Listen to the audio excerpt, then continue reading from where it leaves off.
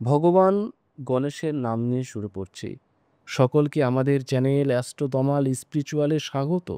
আজ আমাদের আলোচ্য বিষয় ভগবান শ্রীরাম কেন স্বেচ্ছায় নিজের প্রাণ ত্যাগ করেছিলেন। এই বিষয়ে বিস্তারিত জানার জন্য ভিডিওটি অবশ্যই শেষ পর্যন্ত দেখবেন। এই পৃথিবীতে যে জন্ম নেবে তাকে একদিন না একদিন এই পৃথিবীকে ছেড়ে অন্য জগতে চলে যেতে হবে। হয় সে মানুষই হোক বা অবতার। পৃথিবীতে আসা যে কোনো জীবের মৃত্যু নিশ্চিত। রামায়ণের কাহিনীও সেই ইঙ্গিত দেয় যে ভগবান বিষ্ণুর অবতার ভগবান রাম এবং শেষ নাগের অবতার লক্ষ্মণকে মৃত্যুর মুখোমুখি হতে হয়। রাবণকে বধ করার পর ভগবান রাম কয়েক বর্ষ পর্যন্ত অযোধ্যায় শাসন করেছিলেন, কিন্তু পৃথিবীর সাধারণ মানুষের মতন বিধির বিধান তার উপরেও লাগু হয়েছিল, যার ফলে প্রথমে লক্ষ্মণ পৃথিবী ত্যাগ করেন, তারপর ভগবান রাম বৈকুণ্ঠে ফিরে যান।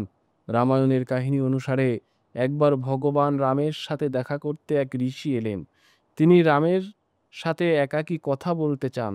তখন রাম সেই প্রস্তাবে রাজি হয়ে গেলেন, কিন্তু ঋষির এক শর্ত ছিল, রাম ও তার কথোপকথন যেন কেউ না শোনে। যদি তাদের কথার মাঝে কেউ এসে পড়ে তাহলে তার শাস্তি হবে মৃত্যুদণ্ড। শ্রীরাম ঋষির কথা মেনে নিলেন। এরপর তিনি লক্ষ্মণকে বললেন যে সে যেন দরজার সামনে দাঁড়িয়ে কড়া পাহারা দেন, যেন কেউ ভিতরে না আসতে পারে। আসলে রামের সাথে যে ঋষি কথা বলতে এসেছিলেন তিনি কালদেব ছিলেন। তিনি ছদ্মবেশে এসেছিলেন শ্রীরামকে এই কথা বলার জন্য যে এই পৃথিবী লোকে তার সময় শেষ হয়ে এসেছে। লক্ষ্মণ এ কথা জানতেন না। তিনি দরজার সামনে পাহারা দিচ্ছিলেন। এর কিছুক্ষণ পর ঋষি দুর্বাসা সেখানে উপস্থিত হলেন এবং রামের সাথে দেখা করার ইচ্ছা প্রকাশ করলেন। কিন্তু রামের আজ্ঞা পালন করার জন্য লক্ষ্মণ দরজার সামনেই তাকে আটকে দিলে। লক্ষ্মণ বিনতি করলেন ভিতরে না যাওয়ার জন্য। একথা শোনামাত্র দুর্বাসা ক্রোধিত হয়ে উঠলে তিনি লক্ষ্মণ সহিত গোটা অযোধ্যা নগরীকে অভিশাপ দেওয়ার কথা বলতে লাগলেন। এই সময় লক্ষ্মণ তাকে শান্ত করলে। লক্ষ্মণ ভাবলেন, যদি গোটা অযোধ্যা নগরীকে অভিশাপ লাগে তাহলে অনিষ্ট হয়ে যাবে, এর চেয়ে ভালো আমি মৃত্যুদণ্ড গ্রহণ করিনি। কথা মতো লক্ষ্মণ সেই কক্ষে চলে গেলেন। সেখানে ঋষি ও রামের গোপন কথোপকথন চলছিল। তখন লক্ষ্মণ শ্রীরামকে সব কথা খুলে বললে। এদিকে ঋষি দুর্বাসার ও রামের সাক্ষাৎ হলো, কিন্তু প্রতিজ্ঞা অনুসারে লক্ষ্মণের প্রাণদণ্ড পাওয়ার কথা। এই জন্য রাম লক্ষ্মণকে আদেশ দিলেন অযোধ্যার বাইরে যাওয়ার জন্য।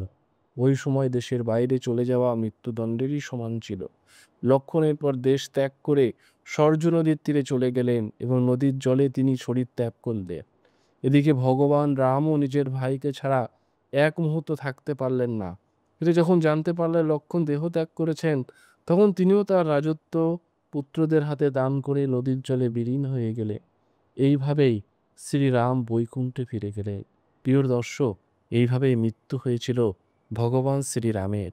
ভিডিওটি যদি আপনার ভালো লেগে থাকে তাহলে ভিডিওটিতে অবশ্যই এটি লাইক করবেন এবং এই রকম পৌরাণিক কাহিনী জানার জন্য আমাদের চ্যানেলটিকে সাবস্ক্রাইব করে রাখবেন।